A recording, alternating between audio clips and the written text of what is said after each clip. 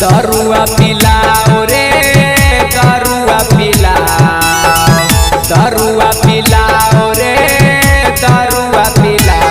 छौड़ी दिलावा दलकौ तोड़ी हमारा दरुआ पिलाओ, छौड़ी दिलावा दलकौ तोड़ी ओकर गम के भुलाओ।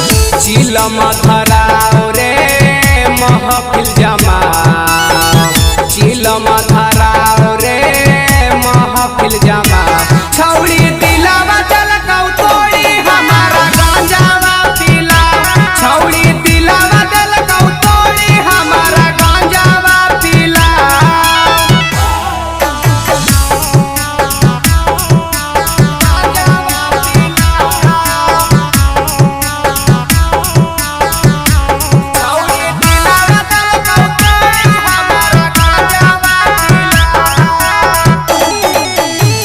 देखे गेलो छौड़ी हमारा बड़ा का बीमारी रे, कह सभे ओकर दरुए हौ दवाई रे पिलाओ रे।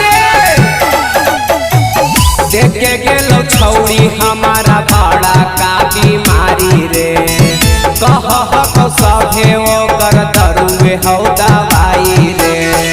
सिकर धराओ रे सिकर धराओ, सिकर धराओ रे सिकर धराओ। छौड़ी दिलावा दलकौ तोड़ी हमारा सिगरेट पिलाओ, छौड़ी दिलावा दलकौ तोड़ी ओकर गम के भुलाओ।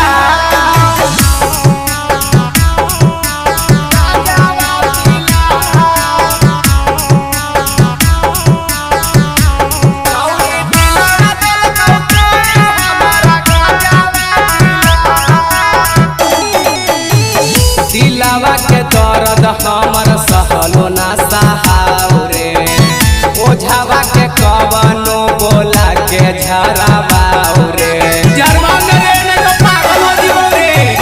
दिलावा के दर्द हमर सहलो ना सहाओ रे, ओझावा के कवनो बोला के झरावाओ रे। हमरा देखवा